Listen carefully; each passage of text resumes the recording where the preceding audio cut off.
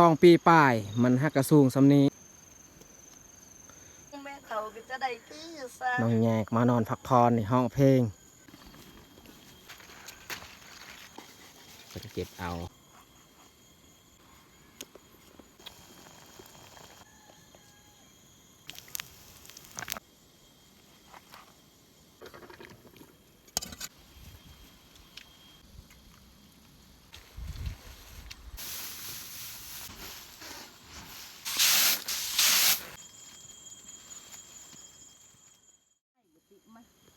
ให้แต่มากันปัญญาให้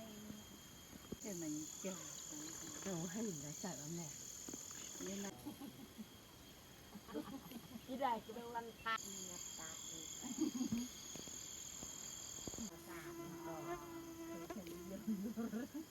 เกี่ยวข้าว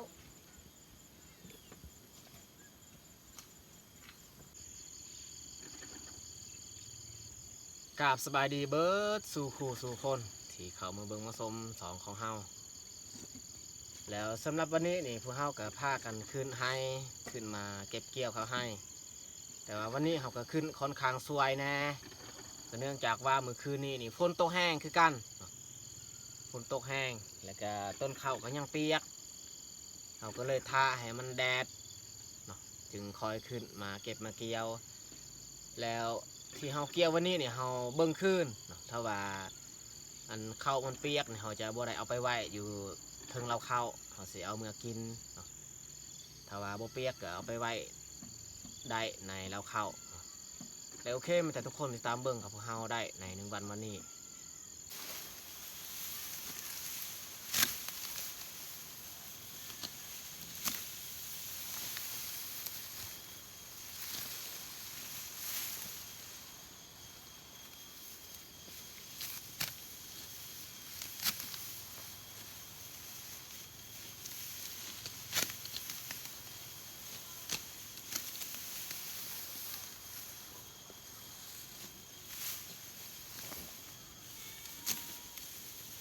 เขาบงบงแตกเขาไม่ตัดโลแปลงต่อมค่ะใส่ทำอะไรไม่ตัดเขามีขนมเต่าเกี่ยวจดก่อน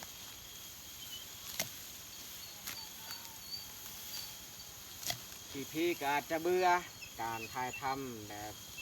ที่เก่าที่เดิมแต่พวกเฮาก็เฮ็ดยังบ่ได้เพราะว่าเฮาเก็บเกี่ยวเขาให้ยังบ่ทันแล้วแต่ยังขึ้นให้ทุกวันเก็บเกี่ยวทุกวันนี่แหละถ้าว่าฝนบ่ตกยกเว้นแต่ช่วงฝนตกหรือว่าช่วงเฮาบ่สบายเฮาจึงคอยพักเนาะ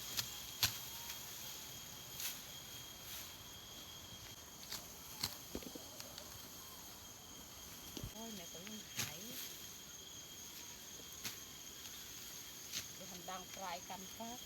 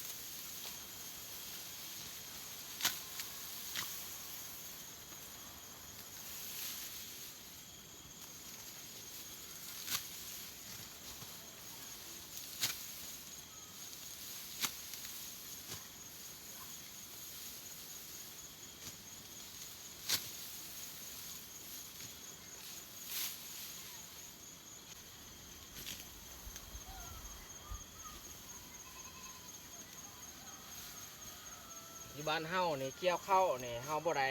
เอาตอกมามัดแต่เกี่ยวแล้วก็ปะหลังจากนั้นแบกเอาไปเหยียบเลยเฮาก็บ่ได้ตีมีแต่เหยียบอย่างเดียวแล้วก็บ่ได้ตากแห้งอีกทุกปีเฮาบ่เคยตากแห้งเกี่ยวแล้วก็เหยียบเอาไปพัดแล้วแล้วก็ไปไว้ถึงเราเข้าเลยมันบ่หนาวเพราะว่าเฮาเคยปะแบบนั้นแล้ว ถ้าว่าช่วงฝนบ่ตกเนี่ยบ่เน่าง่ายถ้าว่าเขาเก็บเกี่ยวช่วงฝนตกมันเปียกมีโอกาสมันเน่าเขาที่เขาไว้ถึงเล้า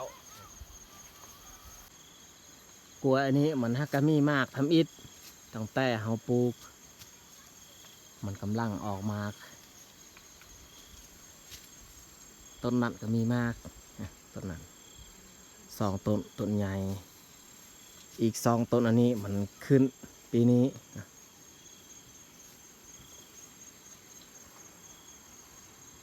ประเภทกล้วยถ้าว่าเราได้ปลูกนี่มันตายยากมันขยายเลย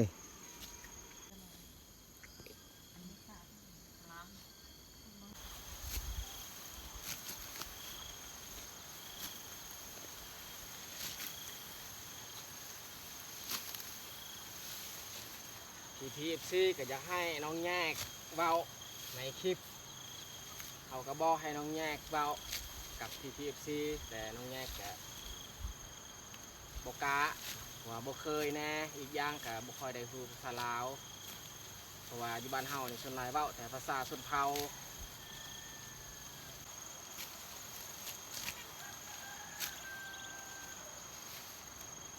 สำหรับวันนี้นี่แมนเฮาเกี่ยวสำนี้ไปก่อนแต่เฮาสิมือง่ายบอลเฮาเหยียบเข่าอีกเอาอุปกรณ์บอลเฮาเหยียบเก่าหันมาตั้งบนนี้อีก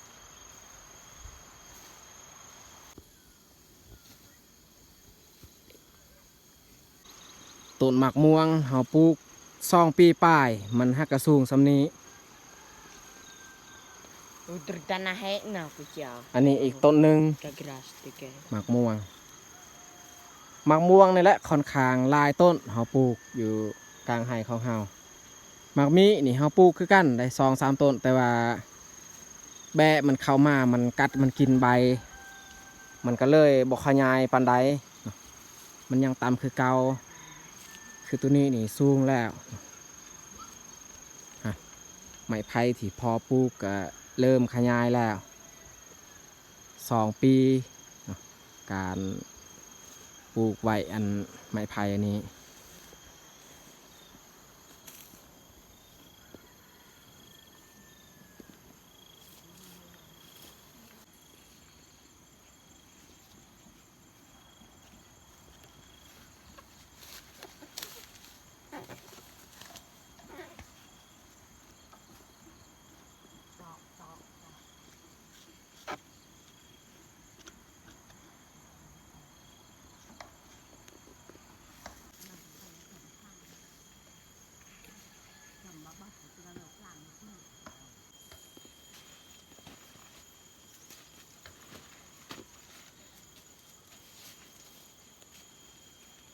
ผ้าบัดอยู่ในมันยังเปียก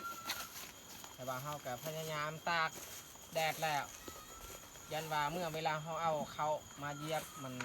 Ulas apa? อันออกอีกน้ำฝนที่มันติดในผ้าบัด มักลายดีมักผูดสาวแม่เท่าขอเป็นลูกเต่าตั้มแม่เท่าสงสัยไงคิด โอ้ แม่น้องแม่เท่าก็จะได้คือสา น้องแยกมานอนพักผ่อนในห้องเพลงสันคาเนาะจะได้เกี่ยวข้าวเกี่ยวน้ำเมื่อยบ่ บ่เมื่อยดอกม่วน ม่วนเนาะโอ้น้องแยกมื้อนี้นี่บ่รู้สึกเมื่อยเนาะผักเที่ยงเนาะได้อาหารดีหั่นแหละน้องแยกจึงมีอารมณ์ดีเพราะว่ามื้อนี้นี่เฮาได้เอาศีลหมูปลามาเฮ็ดกินเนาะน้องแยกก็เลยมีกำลังใจเฮ็ดเวียก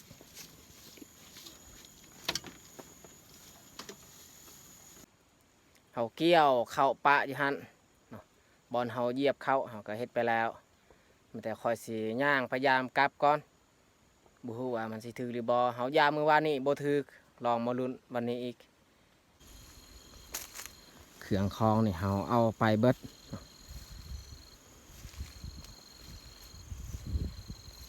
เฟืองแบบนี้ถ้าว่ามันเน่าปีหน้าเฮาปลูกข้าวงามอีก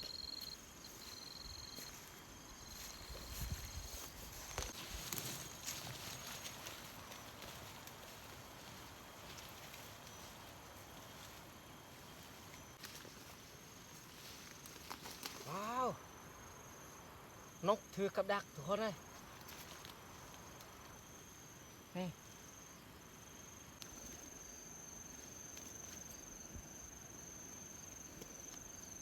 มดมันมากินแล้วเฮายามค่อนข้างสวยแต่เฮาสิแกะออก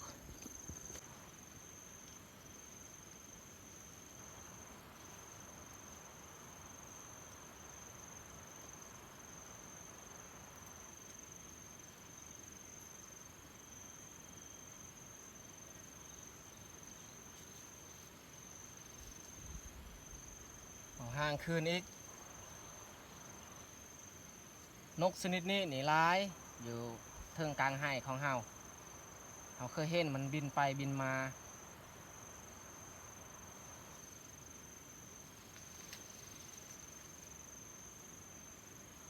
ใส่กับดักนูแต่ว่านกมาถึก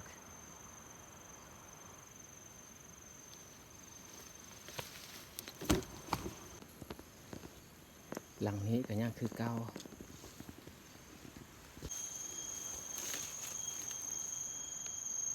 หลังนี้ก็บ่ถึกอีกเหลืออีก3หลัง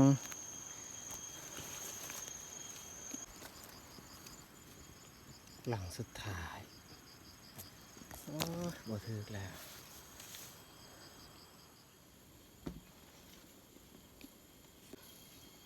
แล้วสำหรับตอนเที่ยงนี่เราจะบ่ได้เฮ็ดกินอยู่ในเที่ยงอันนี้เราเฮ็ดกินอยู่นอกเที่ยงเนาะเพราะว่าแม่ว่าอยู่ในเที่ยงอันนี้มันใกล้บอนต้นข้าวที่เรายังบ่ทันเกี่ยวคาลัมเนาะก็เลยย้ายไปเฮ็ดกินอยู่ลุมนั้นเนาะอยู่นี้แม่เอาเตามาตั้งอยู่นี้ดังไฟอยู่นี้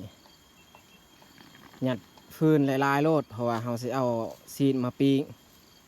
คอยใส่น้องแย่ขึ้นไปหลังคาเทียงเก็บเลยหมากบวบหันเก็บถึงมากถึงยอดคอยย่างคอยขึ้นนี่เด้อถ้าว่าเราเหยียบตลอดมีโอกาสได้อันหลังคาเทียงหรือว่าหญ้าเทียงเขามุงนี่มันหัวง่ายเวลาฝนตก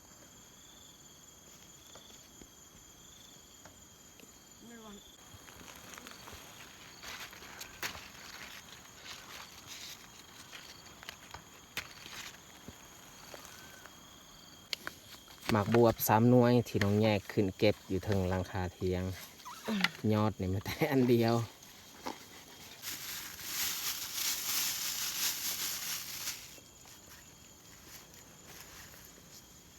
สีดหมูปลาตอนนึงตอนใหญ่เนาะมันแต่เขาสีล้างออกอีกเพราะว่ามื้อวานนี้เขาหมักเกลือไว้ครึ่งนึงนี่มันเขาปิ้งครึ่งนึงเขาต้ม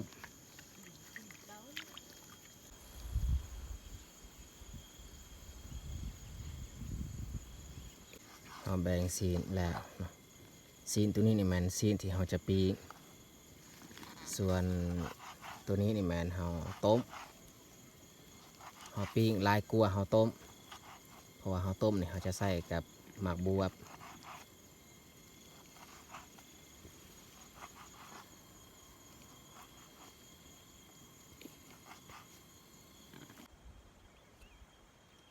ของกินนี่คอยให้แม่กับน้องแยกเป็นผู้เฮ็ดเนาะคอยสิไปเหยียบเขา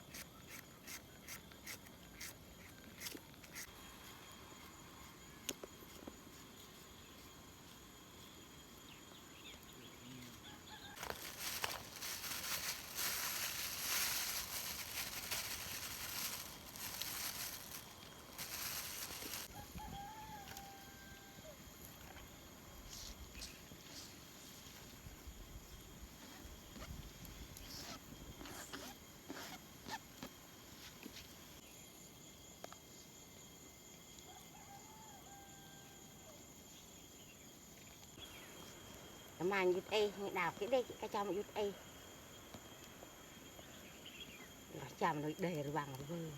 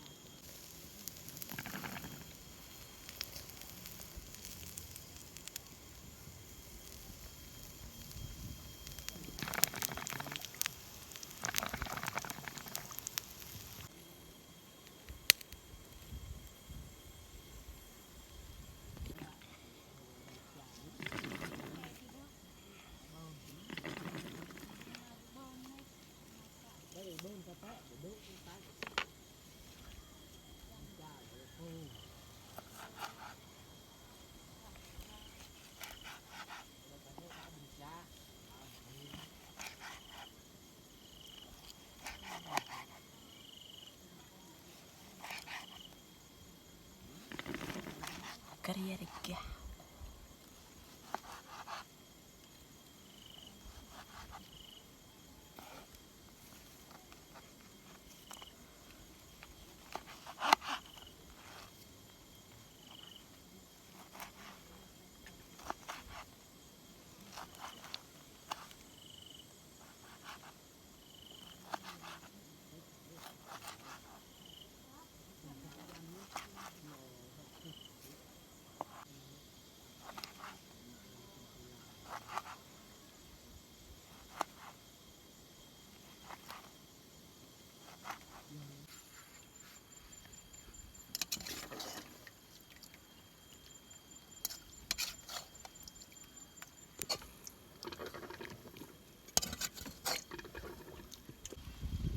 ตอนนี้พวกเราก็ขึ้นมากินข้าวอยู่เทิงเที่ยงอีก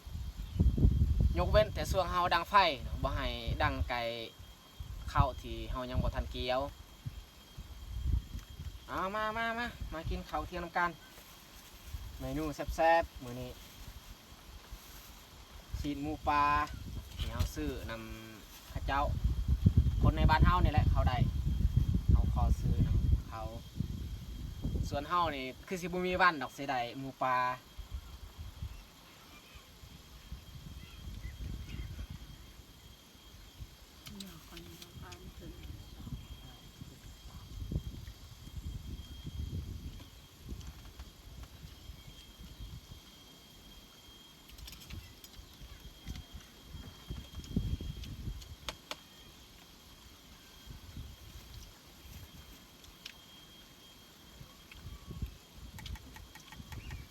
ลมพัดวิวอากาศเย็นอยู่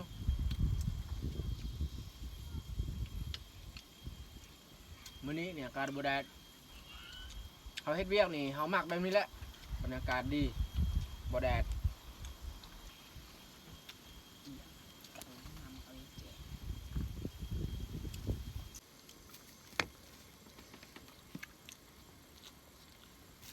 ngạch sách ở đây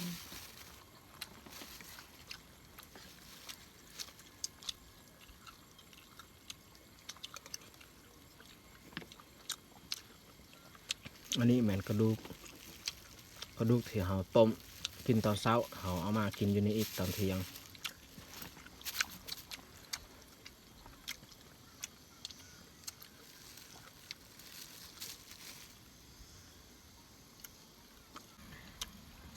แหนกระดูก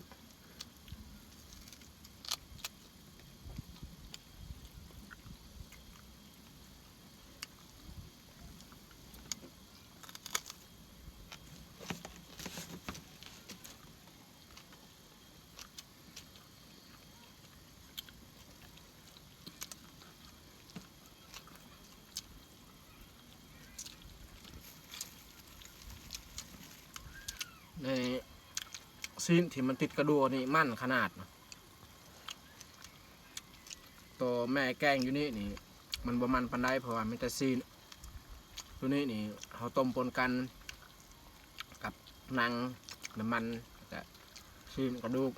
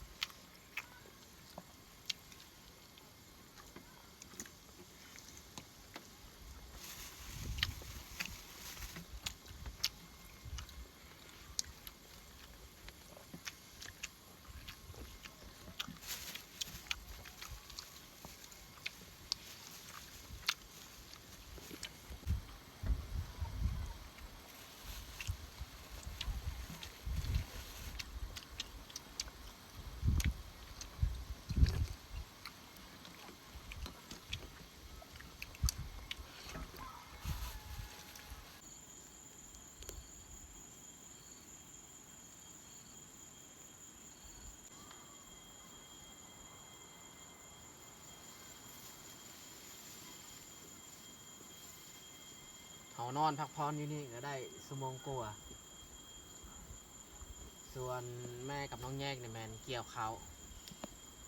คอยกับอาเต้ยเนี่ยแมนแบกเข้าแล้วก็มาเหยียบอยู่นี่เลยวันนี้นี่เฮาเฮ็ดเบียกฮอดตอนแรงเพราะว่าเฮาขึ้นมาตอนเช้าสวยก็เลยเฮ็ดฮอดตอนแรง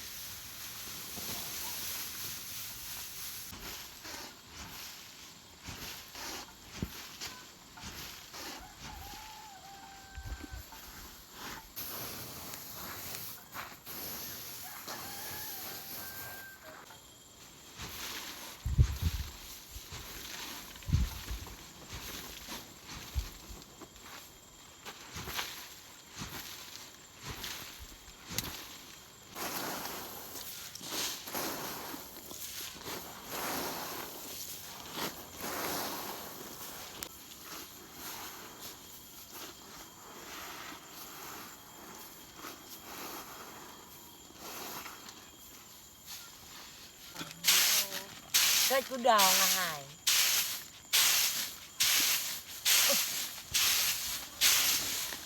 ว่าตัวหันหายเลยก็ต้องไปเอา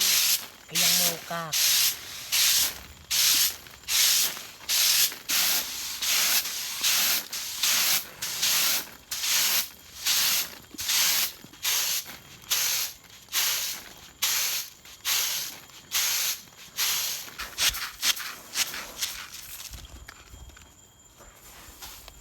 rồi mà